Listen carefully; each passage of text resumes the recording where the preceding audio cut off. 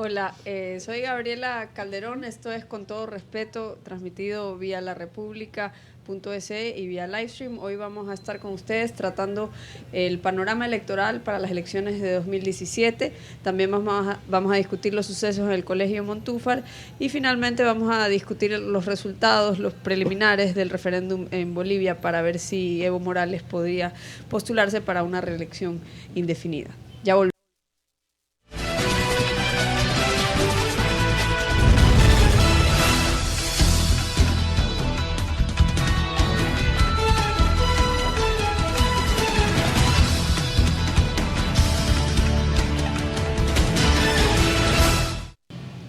Bueno, este es inevitablemente un año electoral y creo que ya se han aclarado un poco de cosas más y ya es el momento oportuno para empezar a discutirlo.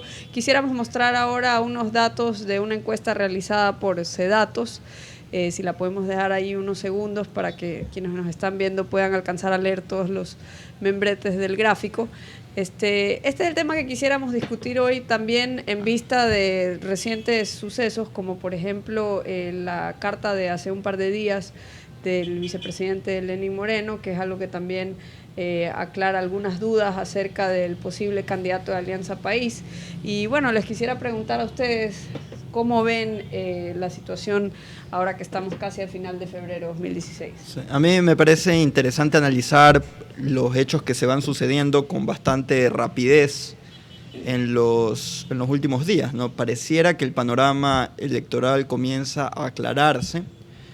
Pareciera que la sociedad le comienza a creer al presidente de la República cuando dice que no va a ser candidato, cosa que hasta hace pocas semanas la sociedad, digo, y yo particularmente, lo tomamos con mucho escepticismo. Hay un club de fans que dice que no, que salieron, a pesar de que hay un grupo que está pidiéndole al Tribunal Constitucional que revea su decisión por el bien de la patria.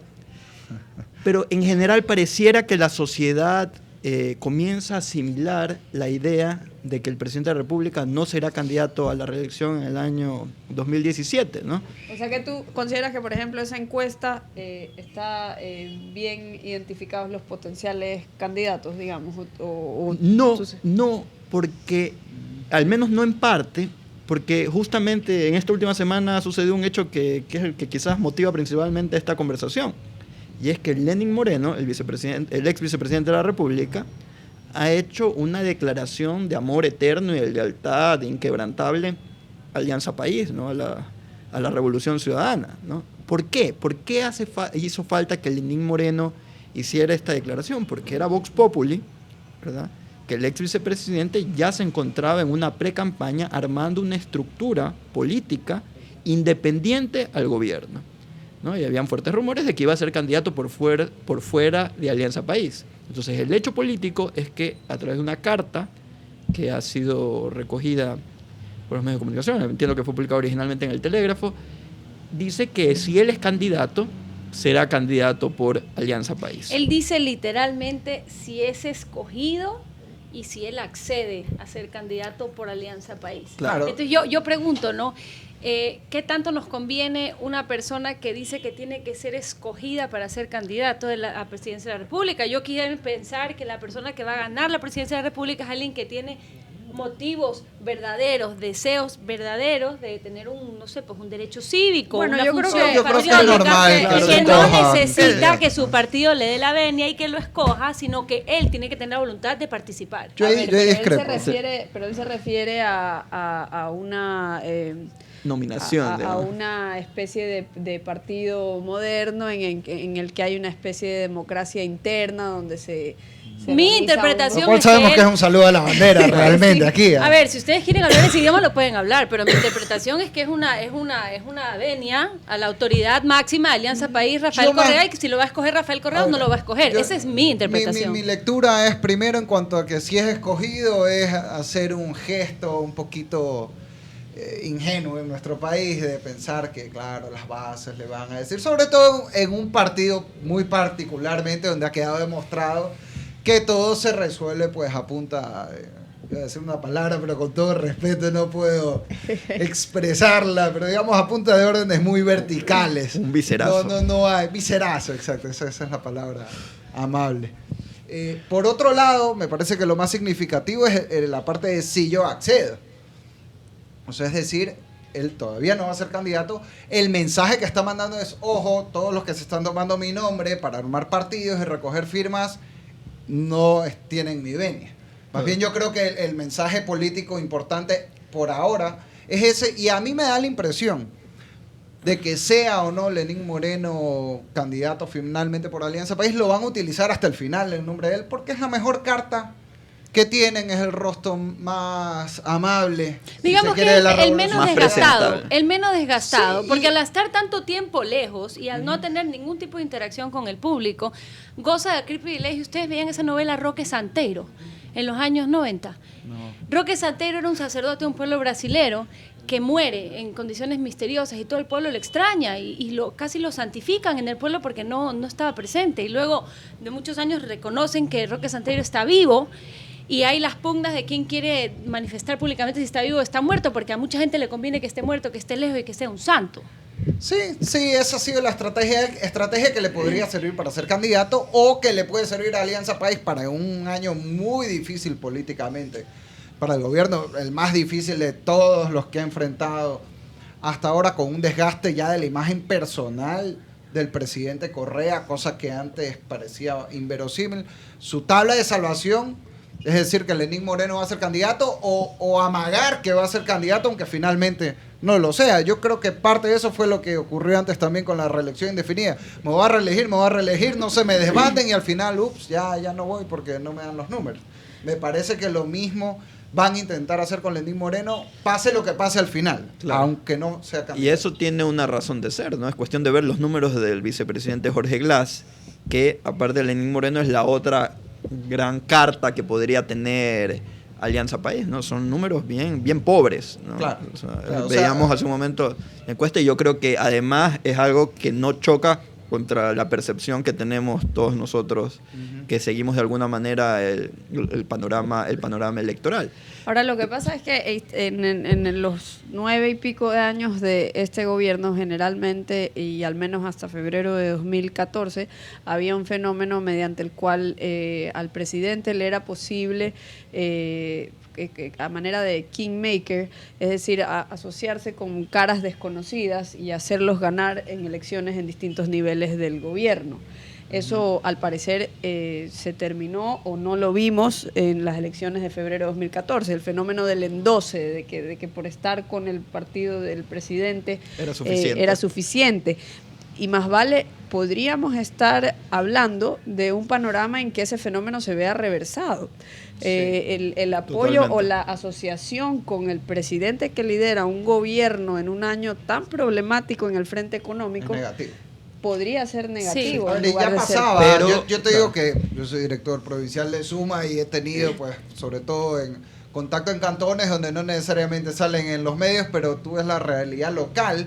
Habían candidatos de Alianza País donde prácticamente en las últimas elecciones empezaron a ver que había una asociación muy negativa con Correa en las elecciones de febrero del 2014 y casi no querían salir con Correa porque sentían que les estaba perjudicando y recordemos que Correa en esa elección perdió 9 de las 10 alcaldías más grandes del Ecuador, empezando por Quito. Hay un dato interesante en esa encuesta de Cedatos que dice que el 30% de la población hoy en día culpa de la crisis económica del Ecuador a la mala gestión del gobierno, cuando hasta hace 6 meses atrás o 8 meses atrás se decía que más bien era el problema la súbita bajada del precio del petróleo. Hoy ya se culpa la mala administración del gobierno, se reconoce que el gobierno está haciendo una gestión pésima y por ende el legado político de Correa a su nuevo delfín, sea quien sea, quizás no sea un elemento positivo. Y ahí viene de nuevo el fenómeno de Lenín Moreno, el que más lejos está, el menos es salpicado, el que más chance tiene. Claro.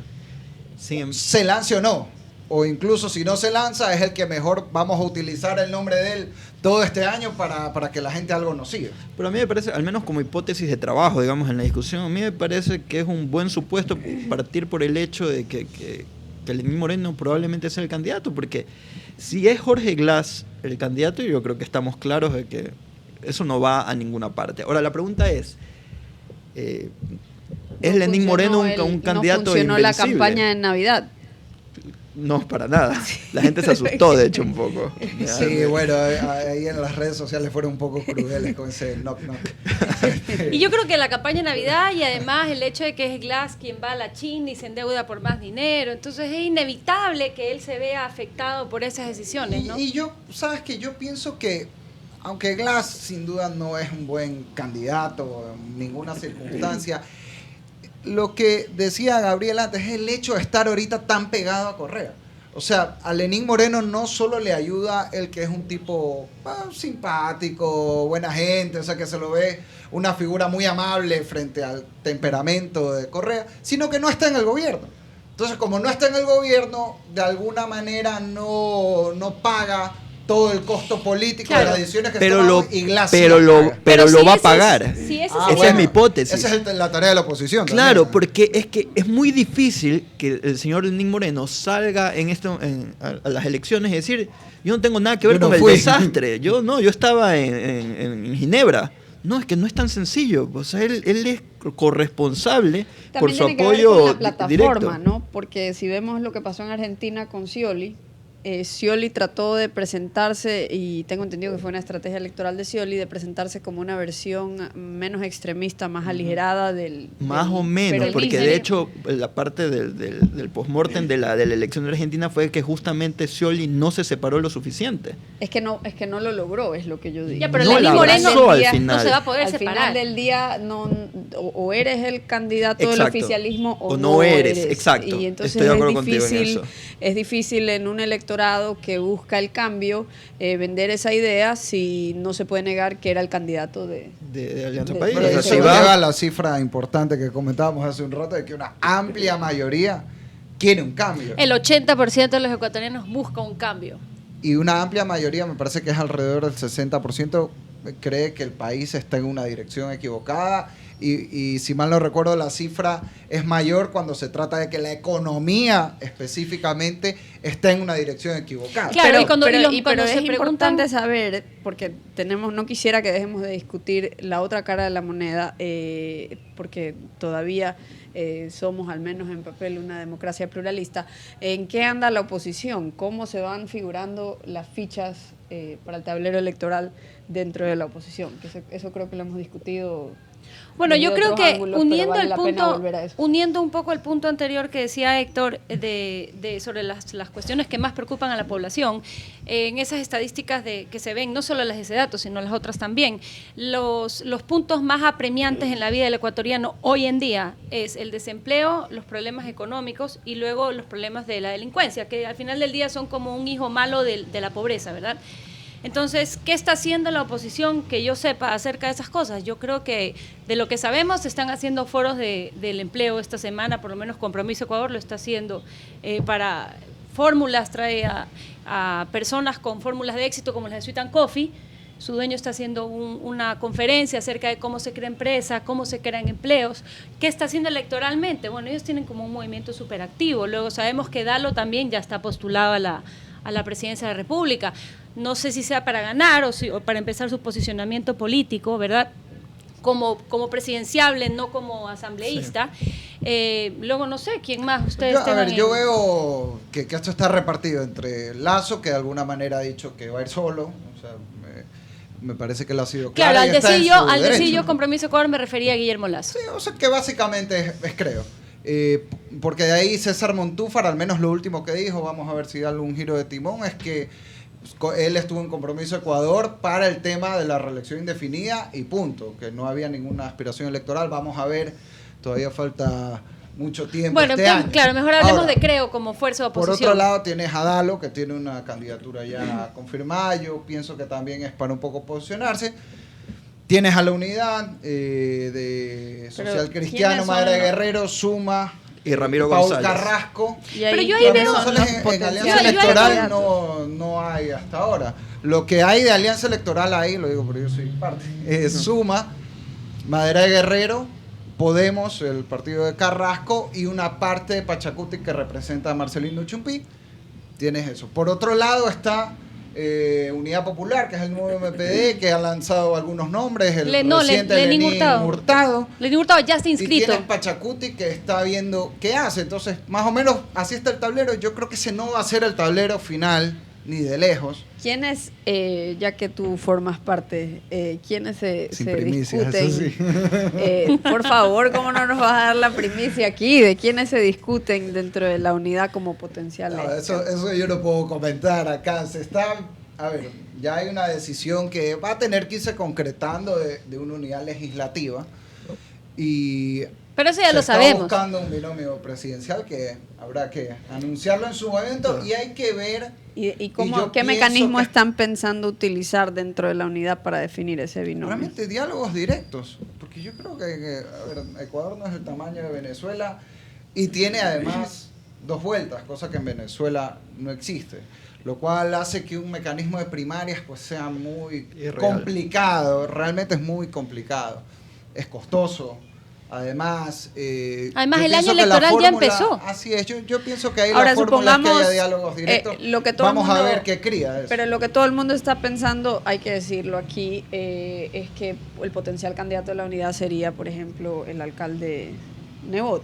Es algo que me sorprende, por ejemplo, que no haya estado en la encuesta que les presentamos al inicio de este programa. Bueno, sí pero está. es que Jaime Sí Nebot ha dicho hasta el cansancio que él no se quiere escenario. lanzar. Bueno, en la última elección a la alcaldía también dijo hasta el cansancio que no se iba a lanzar y después se lanzó. Pero es algo que se discute yo creo que y además no como hay ha ninguna formado opción parte cerrada y yo creo que todavía estamos Sí, a bastante tiempo de poder elegir. Pero lo que me parece interesante considerar es en el caso de candidaturas como la de, por ejemplo, de si hubiese una candidatura de Jaime Nebot, eso necesariamente divide a la oposición o amenaza también con restarle votos al oficialismo.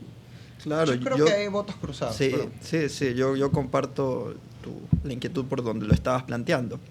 Es decir, sobre todo en el escenario en que Lenín Moreno es candidato a presidente, yo creo que sobreestimamos el poderío electoral de Lenín Moreno, ¿ah?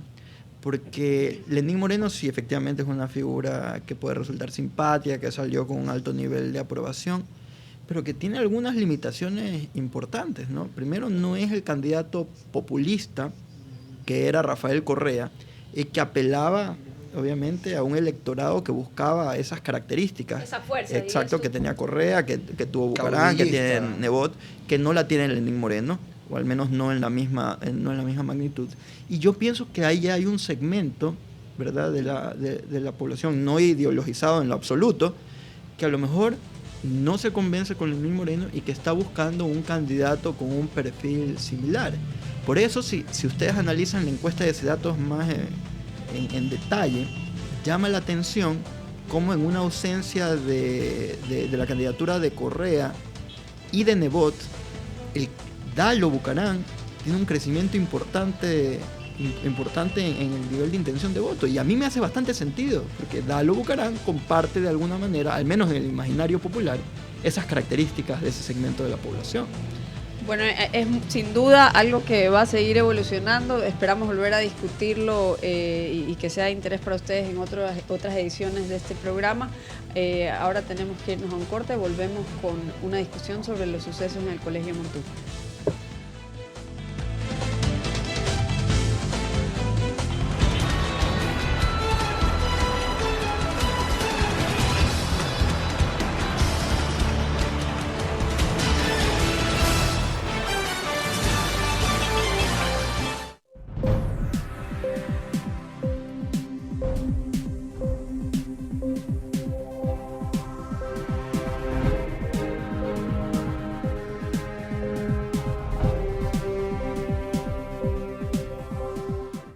Pienso en ti, eres la única luz en mi vida, por eso vengo aquí, como simple perro, no caigo ante tus pies, con el...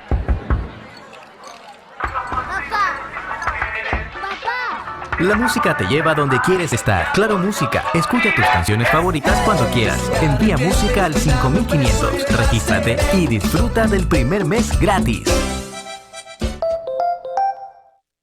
¿Y usted qué hacía sentado de brazos cruzados 6 años después de haber pagado tanto? Digo, ¿por qué recién se dan cuenta ahora? No tan O sea, ¿qué tan alegremente se usan los recursos y qué nivel de impunidad hay que cuando se detecta un supuesto abuso de recursos, no se hace la investigación debida del caso, sino que simplemente se excusa a todos los involucrados? Él dice que era el avalúo municipal el que se debía pagar y se pagó el avalúo de la DINAC, ¿verdad? Entonces, ¿quiénes son los responsables? Cuando ya a priori se dice que es un error de buena fe, o sea, se emiten sentencias como maquinitas, pero sin los procesos legales que avalen esas dichas sentencias.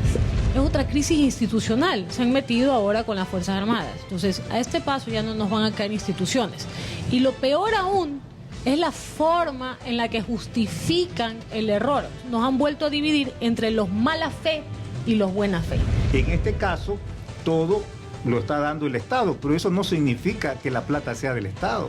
Eso es una falacia, una mentira que se está sosteniendo de manera repetida, reiterada. No, esa invitación, ¿verdad?, que suena a amenaza del presidente hacia los miembros del ISFA, que se podrían sentir perjudicados con toda razón, me parece que es una cosa bien grave. O sea, insisto, todo, ¿cómo podemos invitar, ¿no?, a que se invierta en este país cuando el presidente puede decidir en cualquier momento que se pueden rever las condiciones pactadas?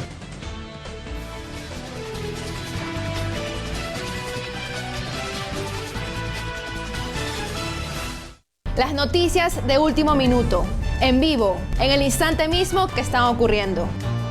Por larepublica.es.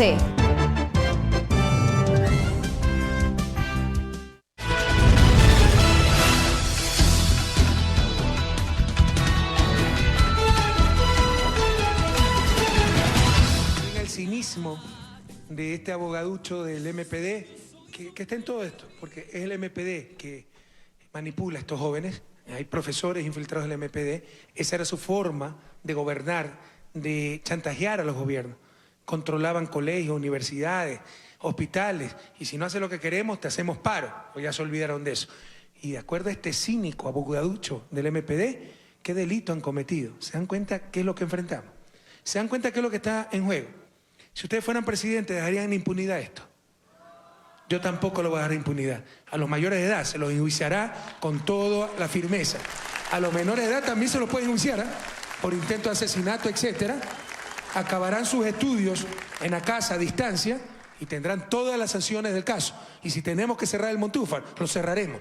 Y también a los buenos alumnos del Montúfar, a los padres de familia decentes del Montúfar, ¿por qué no reaccionan? ¿O ustedes quieren que sus hijos se eduquen al lado de gente como esta, que no respeta la vida humana, que no respeta a sus semejantes? Esto no se pueden llamar jóvenes. Esto es barbarie, esto es crimen, esto es delito.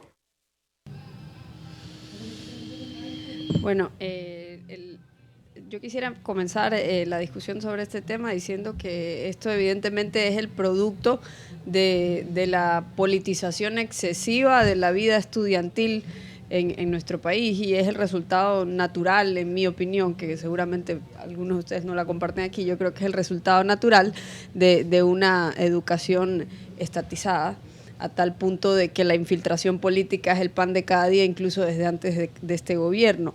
El presidente se queja de la influencia del MPD en este plantel educativo en particular, pero eso es algo que siempre ha sucedido, es algo que no se ha resuelto, incluso con las reformas que ha realizado en el sector educativo este gobierno. ¿Por qué? Porque siempre se ha continuado por la senda de la politización de la educación. Y los estudiantes pasan mucho tiempo dedicados a inmiscuirse en discusiones de tinte político, en lugar de estar concentrados en lo que realmente importa de la educación. Pero el tema, vamos al tema puntual de esta última semana. Es decir, hubo excesos de violencia, pero ¿quién creen que se excedió? ¿Qué errores creen que cometió, digamos, la fuerza pública o el gobierno en el manejo de esta crisis en este plantel educativo?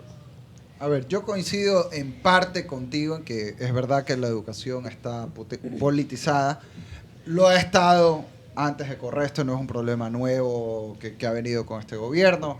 De hecho, gran responsabilidad en ello, y en eso sí tiene razón el presidente, es el MPD. Es innegable que el MPD politizó la educación en este país, lo cual no justifica lo que ha hecho el gobierno en otras áreas de la educación, ¿no? Lo cogen de chivo expiatorio para justificar cualquier cosa. Ahora, en el hecho concreto del Montúfar, para mí los hechos son bastante claros. Hay una decisión administrativa del Ministerio de Educación de remover, me parece que son unos inspectores del 16 colegio. profesores.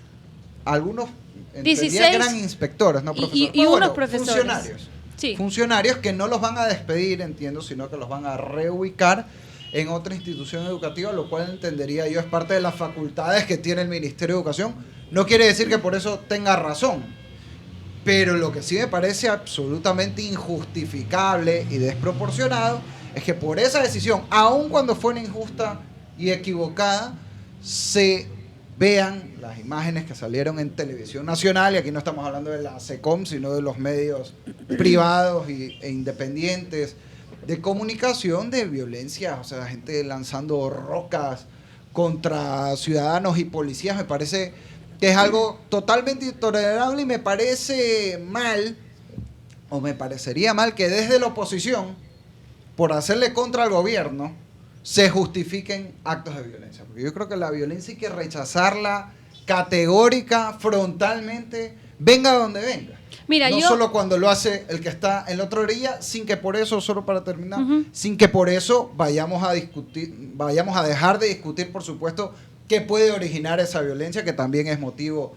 de debate, si hay abusos, etcétera. Pero eso nunca va a justificar, a mí me parece, el tono agresivo que tuvieron las protestas del Montúfar. O sea, yo estoy de acuerdo contigo en que la violencia no se justifica en ningún momento, en ningún caso, de ninguna manera, ni la física ni la verbal. Y en esto hago un paréntesis, y si observamos el discurso del presidente, la violencia verbal que él utiliza, ¿qué puedes esperar? Si tú siembras violencia, vas a cosechar violencia. Y eso creo yo que es parte de lo que a mí más me preocupó cuando yo vi las imágenes en televisión y en los periódicos, es qué está detrás. Porque si bien la educación puede estar politizada, era como salida de tono, el nivel violento, el nivel de furia que mostraba la gente que estaba ahí, ¿verdad? Era como desproporcionado, era como una furia guardada, era como que hubiesen sido receptores de algo más y de repente explotaron por X razón. No conozco el modus operandi de cómo se remueven a los funcionarios de las instituciones públicas, ¿verdad? Lo desconozco por completo. Sin embargo, creo también que estamos hablando de un colegio donde han arrestado a 20 personas, de los cuales 16 son menores de edad. Y considero, y eso sí lo considero, pero a carta cabal, es que la policía no puede ponerse pico a pico con menores de edad, sino que me parece que el gobierno, desde la sapiencia, los adultos, deben manejar las cosas con mejor balance, con mejor criterio, y de alguna manera ni siquiera llegar a permitir que ese tipo de violencia se dé. Pero la violencia se dio.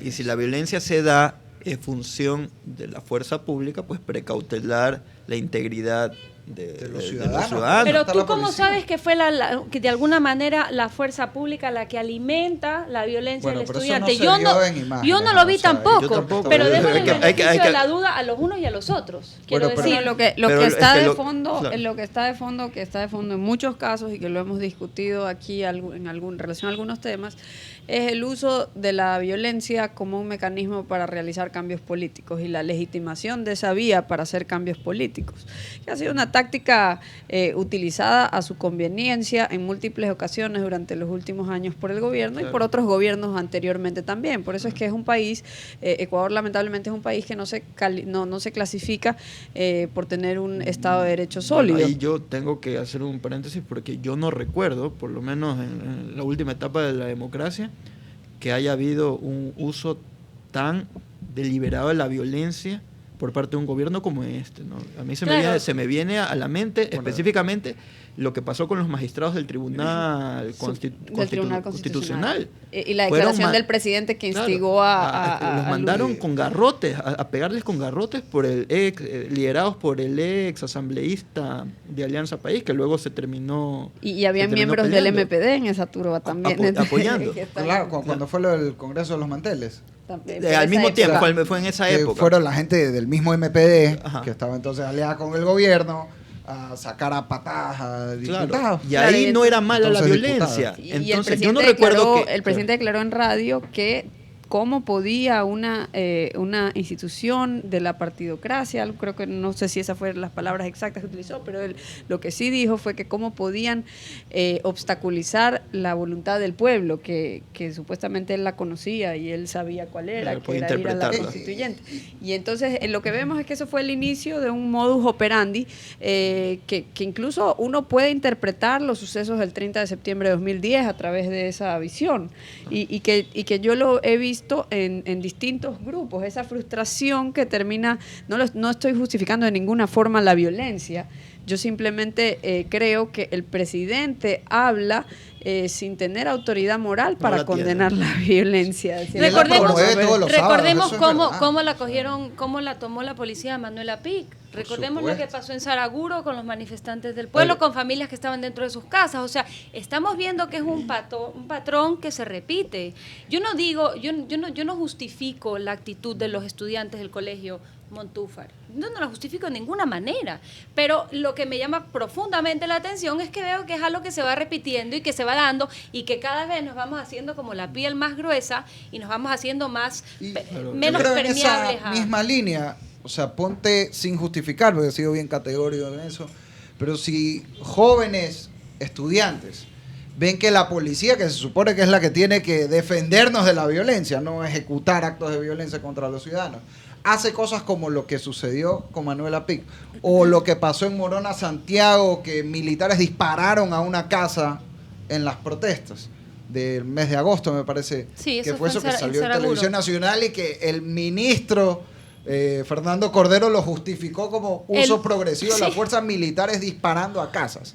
Literalmente esas fueron las imágenes. Entonces, si tú haces eso desde el poder, estás sembrando pues también que hayan reacciones que no por eso son justificadas, pero que tú mismo las alimentas. Pues si el presidente se refiere al señor que bien o mal hace su trabajo defendiendo a los jóvenes, con o sin razón, pero lo cual es legítimo en un Estado de Derecho, que se defienda en una corte y un juez independiente juzgue, dice este abogaducho lo insulta, que se ha creído, insultando a Raimundo, a todo el mundo. Todos los sábados, el presidente de la República. Oye, ¿qué se puede esperar? ¿Qué puedes esperar, sobre todo de las nuevas generaciones que ven eso en televisión nacional magnificado por el mayor sistema de canales de televisión y radios del país, que es el del gobierno, donde se incita permanentemente y a otro punto, él como presidente de la República y el gobierno como gobierno, a mí me parece impresentable el hecho de que amenace con cerrar un colegio. ¿Cómo es que no se puede presentar más bien opciones de cómo tranquilizar a esos estudiantes, de cómo darles estabilidad, de cómo educarlos mejor? O sea, ¿cómo va a ser que la respuesta del presidente es de cerrar el colegio? Tratando de contextualizar esa declaración particular del presidente, en el sistema actual, el Ministerio de Educación es una dependencia del Ejecutivo. Que tenga la facultad la tiene, sí, Gabriela, pero yo estoy hablando de conceptualmente. Conceptualmente a mí me parece impresentable. Es aumentar el círculo de la confrontación. Lo que pasa es que ese es el problema de tener una educación estatizada, centralizada. Además de ser estatizada, es centralizada, o sea, ampliamente manejada por el gobierno central, ni siquiera descentralizada, porque yo creo que los males fueran menores si la educación pública estuviese gestionada a nivel, por ejemplo, de los municipios o de unidades más pequeñas, más cercanas a la gente, a los padres de familia.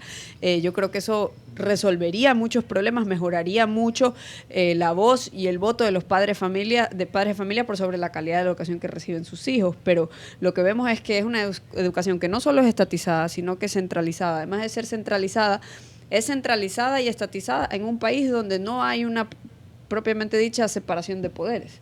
Entonces, si estuviésemos en Inglaterra, no sé, donde, digamos, se respetan las esferas de poder de cada cartera de gobierno medianamente bien, pues lógico que eso sería impresentable. Pero estamos en un lugar donde se presume, y es una percepción común y popular de la gente por experiencias propias, de que no es así y de que hay una voluntad vertical impuesta desde arriba hacia abajo.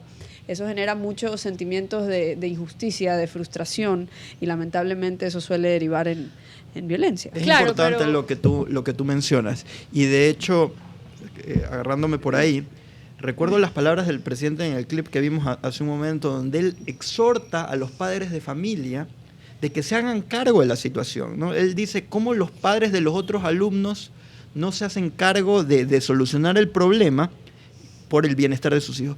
Pues bueno, no se hacen cargo porque el presidente de la República, o sea, el modelo educativo de este gobierno ha sido precisamente sacar a los padres de familia de la toma de decisiones respecto a la educación. Y lo grave del tema es que esto no solamente se limita a la educación pública, que ya es una cosa grave, pero que uno podría entenderlo un poco más porque, digamos, al final es el Estado el que lo paga, es el Estado el que lo maneja. No lo comparto, pero podría ser más entendible. Lo que es inaceptable, injustificable, es que este modelo autoritario, abusivo, centralista, el gobierno lo está imponiendo en la educación privada. Y eso es una cosa que ha pasado muy fácilmente sin que nadie diga nada. Entonces, claro, el presidente de la República se dice, ¿por qué los padres de familia no toman cartas en el asunto? Porque este gobierno ha sacado a los padres de familia de la toma de decisiones en el campo educativo. Y encima amenaza con cerrar la institución y dejarlos en la calle como para que se dediquen ¿a qué? Al vandalismo, a la delincuencia. ¿Cuál es la opción? Es que me parece impresentable, verdaderamente. Bueno, a mí me parece grave en el sistema público, además, por dos cosas. Primero, porque es una educación pagada con plata del pueblo. Pues los colegios no son parte de la hacienda personal de Rafael Correa. Y segundo, porque la mayoría de la gente que va a una escuela pública no tiene a dónde más ir.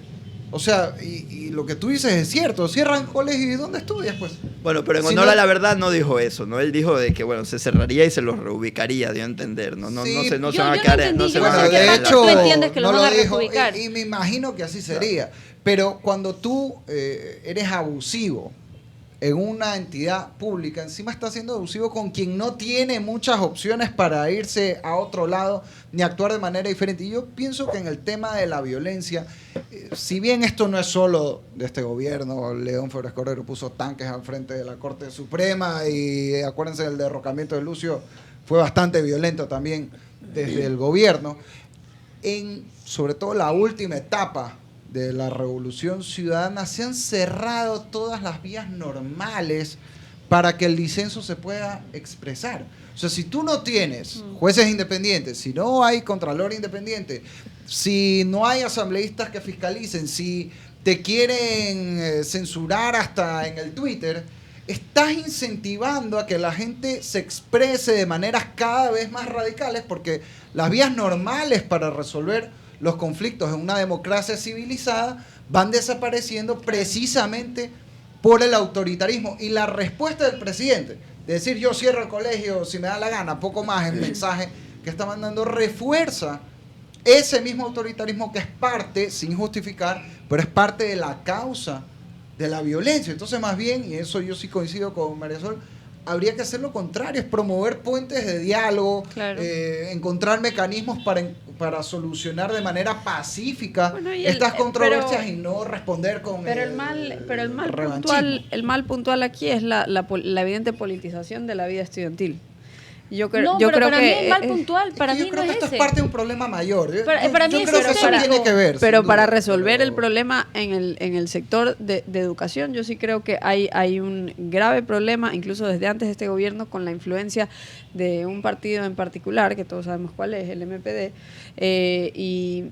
y es algo que ha viciado el sistema durante décadas. Ahora, yo creo que hay muchas alternativas que han funcionado en otros lugares, incluso países que son modelo para socialistas alrededor del mundo. Por ejemplo, Suecia optó por subsidiar la demanda en lugar de subsidiar la oferta, de manera que el Estado todavía se hace cargo de la educación, pero le entrega un bono escolar, por traducirlo de alguna forma, bono escolar o voucher a los padres de familia, y luego los padres de familia eligen en qué colegio estudian sus hijos. Es decir, los colegios tienen que presentarse bien ante los padres de familia, y los padres de familia son soberanos con ese bono escolar de ir a ver a dónde los ponen. Por supuesto, hay una supervisión estatal de qué colegios califican para recibir estos bonos escolares. Y el tema daría para mucho más, pero lamentablemente tenemos que irnos a un corte. Volvemos con el siguiente tema, que trataremos el referéndum en Bolivia.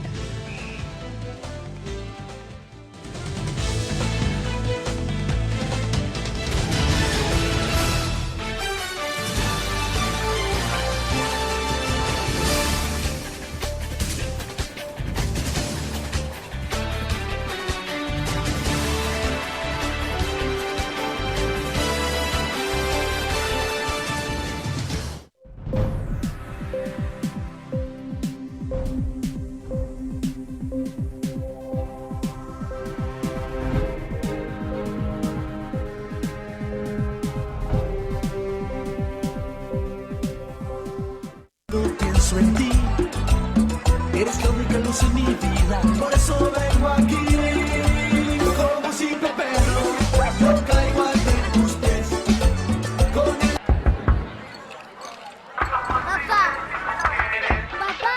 el... La música te lleva donde quieres estar. Claro Música. Escucha tus canciones favoritas cuando quieras. Envía música al 5500. Regístrate y disfruta del primer mes gratis. ¿Y usted qué hacía sentado de brazos cruzados 6 años después de haber pagado tanto? Digo, ¿por qué recién se dan cuenta ahora? O sea, ¿qué tan alegremente se usan los recursos y qué nivel de impunidad hay que cuando se detecta un supuesto abuso de recursos, no se hace la investigación debida del caso, sino que simplemente se excusa a todos los involucrados? Él dice que era el avalúo municipal el que se debía pagar y se pagó el avalúo de la DINAC, ¿verdad? Entonces, ¿quiénes son los responsables? Cuando ya a priori se dice que es un error de buena fe, o sea, se emiten sentencias como maquinitas, pero sin los procesos legales que avalen esas dichas sentencias. Es otra crisis institucional, se han metido ahora con las Fuerzas Armadas. Entonces, a este paso ya no nos van a caer instituciones. Y lo peor aún es la forma en la que justifican el error. Nos han vuelto a dividir entre los mala fe y los buena fe. En este caso, todo lo está dando el Estado, pero eso no significa que la plata sea del Estado. Eso es una falacia, una mentira que se está sosteniendo de manera repetida, reiterada. Esa invitación, ¿verdad?, que suena a amenaza del presidente hacia los miembros del ISFA, que se podrían sentir perjudicados con toda razón, me parece que es una cosa bien grave. O sea, insisto, todo, ¿cómo podemos invitar, ¿no?, a que se invierta en este país cuando el presidente puede decidir en cualquier momento que se pueden rever las condiciones pactadas?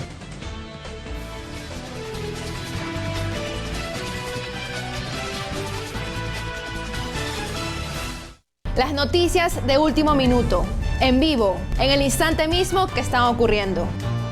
Por larepublica.es.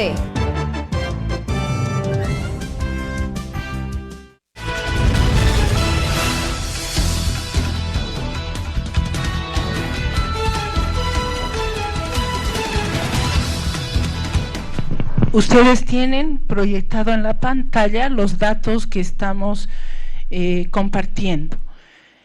Al 67% de las actas transmitidas sobre el total le corresponde al sí un 39.4% y al no 60.6%.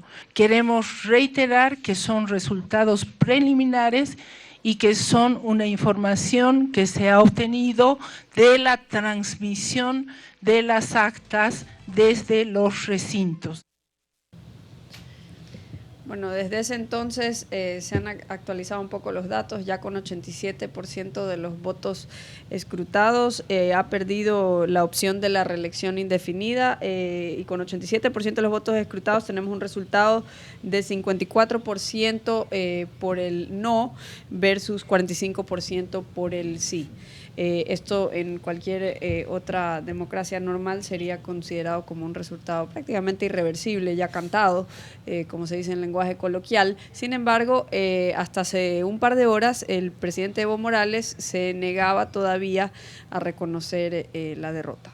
Es que es difícil reconocer que se van, ¿no? Debe ser muy complicado cuando has tenido tanto poder, ¿no? Y cuando lo has usado de una manera indiscriminada como lo ha usado toda la franquicia del socialismo del siglo XXI, debe ser una cosa bien complicada reconocer que se van, pero se van, ¿no? Y ese es el mensaje que viene desde Bolivia. Y el desgaste de Evo Morales es sorprendente considerando que es prácticamente la única economía de la pandilla del socialismo del siglo XXI que no está experimentando recesión o crisis. Claro. De hecho, están experimentando lo que ellos llaman una desaceleración, los más preocupados lo llaman como un frenazo, porque sí están creciendo a una tasa menor, pero ya quisiéramos, ¿no? O sea, ya quisiéramos estar creciendo, claro, a los niveles. Pero y tampoco es coincidencia, porque es justamente el único de la pandilla que no ha hecho las cosas tan mal, pues, o sea, que ha ahorrado, que ha sido de alguna manera más mesurado, digamos, neoliberal, dirían, en esta vorágine de gasto público y responsabilidad que han sido los otros gobiernos de la franquicia, ¿no? Es interesante el manejo de la política monetaria en Bolivia, porque han hecho todo lo contrario de lo que ha hecho Argentina y Venezuela. Es decir, han tenido una política monetaria muy ortodoxa, digamos, por eso no han tenido los flagelos de la inflación y la especulación alrededor de su moneda, ¿no? Sin embargo, sí muestra 2 años consecutivos de desaceleración la economía boliviana, lo cual indica que no todo anda bien con ese modelo tampoco, digamos, porque puedes tener bien una política monetaria, puedes tener un boom no solo por materias primas, que ese ya se agotó al parecer, sino que también se habla y hay indicios de que la economía boliviana goza de un boom de la actividad ilegal. Cocalera. De la actividad ilegal de narcotráfico, y que es un punto importante en la ruta del narcotráfico dentro de nuestra región. Sobre todo porque está aumentando mucho el consumo desde Brasil. Parece que está hasta desplazando incluso Brasil dentro de poco como primer consumidor por encima de Estados Unidos. Eso altera mucho el panorama del crimen organizado y del narcotráfico en América Latina, pero esto parece ser parte de una ola regional que realmente comenzó en Ecuador con febrero del 2014. O sea, el primero, y ojo, un caso similar a este en el sentido de que Correa tuvo una derrota muy fuerte en las elecciones locales cuando el petróleo estaba alto. O sea, el desgaste no era en ese momento económico. Habrían varias lecturas. Mi opinión personal, la gente estaba cansada de esa prepotencia de Correa, de querer ser no solo el presidente, el juez, el asambleísta, sino hasta el alcalde y el vocal de la junta parroquial, el último rincón del país. Luego gana Macri estrechamente en Argentina, pero de todas formas con un discurso de cambio incluso del propio candidato oficialista, lo cual es elocuente. Arrasa la oposición en Venezuela, pierde ahora Evo Morales la reelección, casi estamos hablando de un 10% más o menos, que ya es irreversible. Y bueno, el siguiente episodio es Ecuador, febrero del 2017, donde si esta ola sigue así y en línea con lo que hablábamos en el primer segmento del programa, que un 80% quiere un cambio, probablemente haya también un triunfo de la oposición democrática en el país. Y yo creo que esto explica bastante bien, creo yo, por qué el gobierno de Rafael Correa hizo todo lo que tuvo en sus manos para evitar consultarle al pueblo justamente sobre el tema de la reelección indefinida. Yo siempre he sostenido que es injusto reconocerle los tantos méritos al presidente como economista, cuando yo creo que sus mayores destrezas las vemos en el manejo político. Yo creo que es un mejor político que economista. Digamos, el olfato de saber que no le convenía ir por la vía de referéndum popular ha superado a su yo creo que colega. eres muy indulgente. Hay mucho dinero invertido. Esto no es gratis. O sea, hay mucho dinero invertido en medir la opinión. Si algo hace este gobierno, es hacer encuestas. O sea. Sí, bueno, claro, y actuar en base a ellas. Si aquí todavía no nos hemos estrellado, digamos, si aquí en ese país todavía no se termina de estrellar, es porque no nos da el lujo de decirle nuestra opinión, digamos, con un efecto vinculante, como sería una consulta popular, acerca de las 16 reformas constitucionales o mal llamadas enmiendas que pasaron en diciembre del año pasado. O sea, si verdaderamente se hubiera puesto a prueba, un resultado muy similar, creo yo, fuera el que... Y es por eso es la única vez que han rehuido una consulta popular. Y entonces una de las falencias claves que yo empiezo a detectar en el modelo político, si lo podemos llamar así, del socialismo del siglo XXI, es que es incapaz de adaptarse. Digamos, no hay espacio para que ingrese oxígeno. Aparentemente esa inflexibilidad o, digamos, de incapacidad de adaptarse a ciertos cambios, dado el gran cambio de realidad al que nos enfrentamos hoy en día en toda la región y en el mundo, parece ser el talón de Aquiles de estos distintos gobiernos. ¿Y crees tú que sería quizás por una carga tremendamente ideológica en las decisiones que se hacen y poco pragmática? ¿O por qué, ¿por qué pensarías tú que es tan poco flexible? La palabra ideología tiene una carga negativa tremenda y yo creo que de cierta forma es injustificada. Todas las personas, hasta los que dicen que no son ideológicos, tienen alguna ideología que es una serie de creencias. Lo que pasa es que son ingenuos o deshonestos.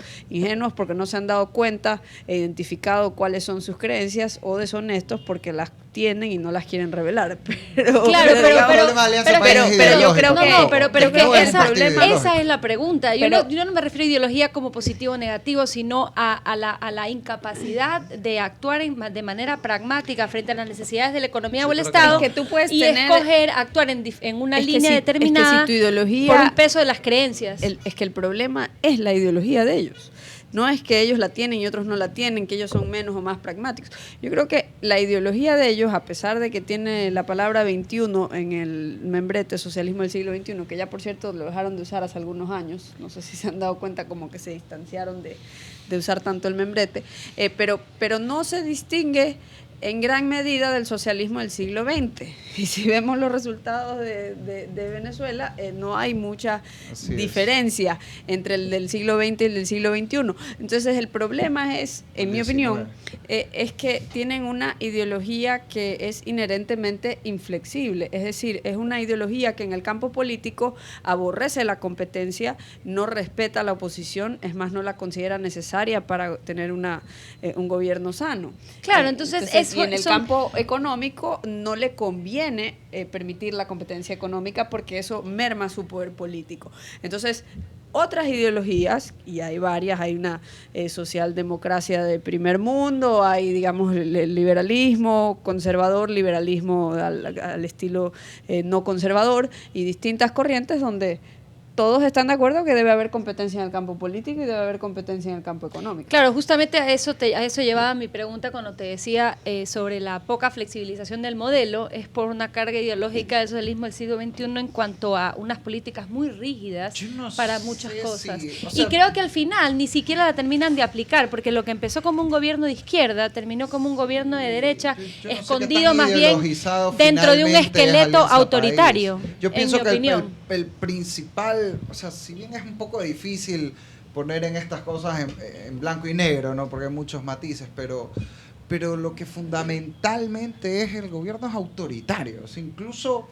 en ciertas cosas mostrando un autoritarismo que más ha sido vinculado a la derecha que a la izquierda. O sea, simplemente me parece a mí desde hace algún tiempo la estrategia de Correa y de Alianza País es conservar el poder, conservar el control al costo que sea. No importa si hoy día dije lo contrario de ayer, que fue lo contrario de la semana pasada, y ese miedo a perder el poder, que también es vinculado con el socialismo. Ahora, ¿en qué sostienes de que eso está más vinculado con la derecha que con la izquierda? Porque en Latinoamérica hay ejemplos de ambas cosas y a nivel mundial también. Es claro, el mundo también. A ver, yo lo pondría, y tienen razón en lo que dicen, en que los grupos tradicionales de izquierda se han pasado con el transcurrir de los años a la oposición, y tal vez no sea un problema ni de izquierda recordemos ni de derecha. La Unión Soviética.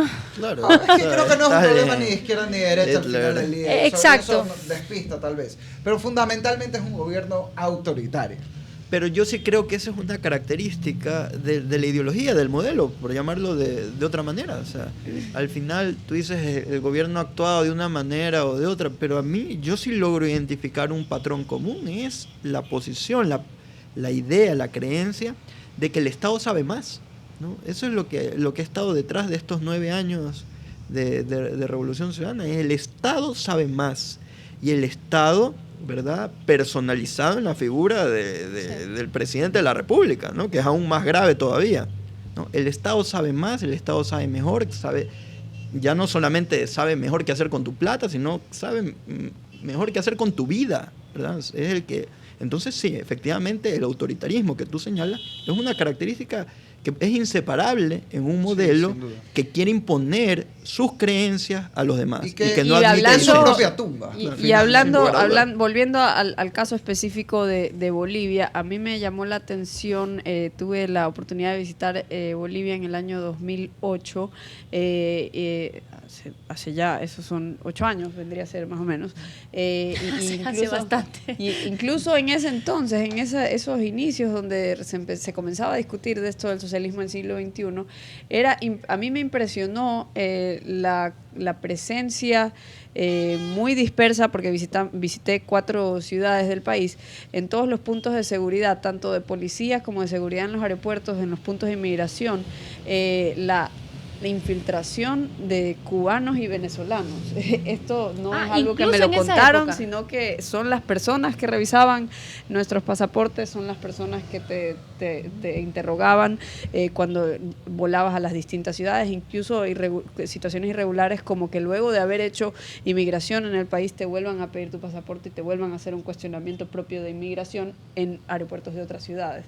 Eso lo vi y me llamó la atención, porque es algo que afortunadamente no tenemos, o no lo he visto en nuestro país hasta ahora, digamos. No, sí, no hemos llegado al extremo en ese. Porque ellos se tema llenan la concreto. boca hablando de soberanía y luego vas a países como Venezuela, donde está todo infiltrado por agentes cubanos y en el caso Pero de aquí de estamos no te metidos vayas. en peso a China, Y no- también, y ¿no? claro, eso, y no te llama la atención. O sea, tenemos una cosa que me llama la atención tenemos un vicecanciller uruguayo. Pues, o sea, teníamos un vicecanciller encargado de las relaciones exteriores a un ciudadano de otro país que ahora vive en otro país, ¿no? En su país de origen. O sea, no pasa la prueba de la risa. Pero quizás volviendo al tema, yo quería ratificar lo que ustedes decían, ¿no? Parecería entonces que la explicación a este resultado, que parecía ser amplio, no va tanto probablemente por el lado económico, ¿no? Porque probablemente Bolivia no está sufriendo una crisis tan grave como la están pasando Venezuela o Ecuador. De hecho, es uno de los países que más va a crecer en América Latina. Sí, año. está bastante entonces, bien. entonces la explicación va por otro lado, y la explicación va precisamente quizás por lo que tú mencionas, como hecho anecdótico, porque la gente está cansada Es el desgaste del modelo político. de ese modelo autoritario, muy represivo. Hemos visto imágenes en la televisión y hemos leído las noticias, ¿no? Como el gobierno central ha perseguido, ha destituido a los funcionarios, mejor dicho, a los mandatarios regionales, los ha metido presos, a los gobernadores de las provincias opositoras. Entonces, eso es algo que no es sostenible. Con lo mismo, yo vi poco antes de arrancar el programa, vi una declaración de Evo Morales que decía esto, palabras más, palabras menos.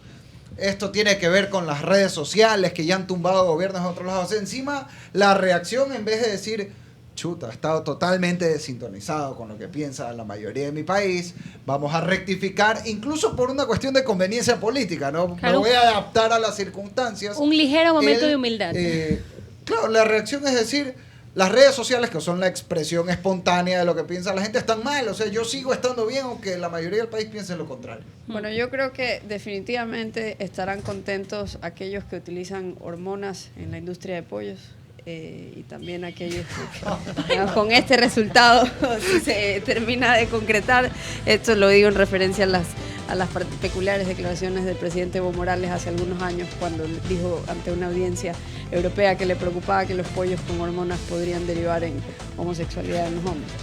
Pero bueno, les agradecemos por acompañarnos el día de hoy. Espero que estén con nosotros la próxima semana.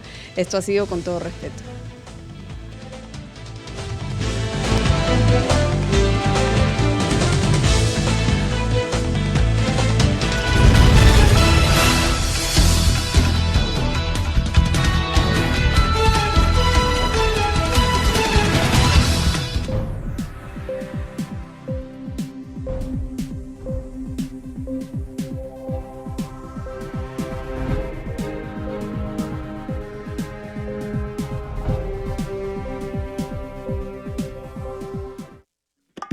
Quiero un país transparente, que todos estén presentes, igualdad y libertad para elegir.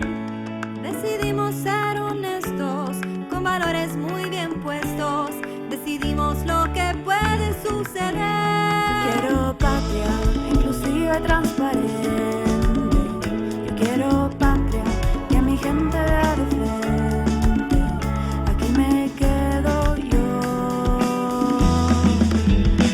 estoy aquí. Como es el Ecuador que sueño. Un país muy bonito para vivir. Como es el Ecuador que espero. Un país que podemos construir. Quiero un Ecuador sincero, un país para mis hijos, un futuro que podemos elegir.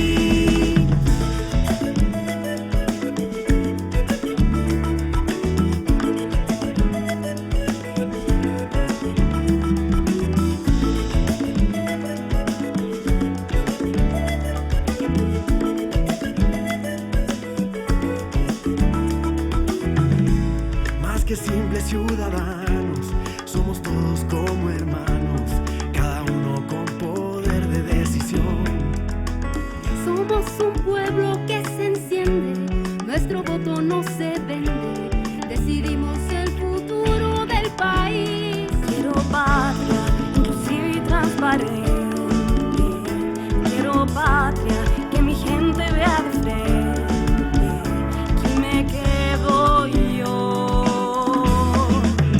Estoy aquí, como es el Ecuador que sueño. Un país muy bonito para vivir. Como es el Ecuador que espero. Un país que podemos construir. Quiero un Ecuador sincero, un país para mis hijos, un futuro que podamos elegir. Check. Queremos a un pueblo en armonía, no a ratas de corbata que transmitan ira, que construyamos un futuro mano a mano, día a día. Este es un pacto ético, Ecuador, mi gente activa. Lealtad, libertad, amor, patria querida. Que nadie nos pise el poncho con una risa fingida. Que mi país no sufra más por sus mentiras. Que los sueños que tenemos no se pierdan, ponte pilas.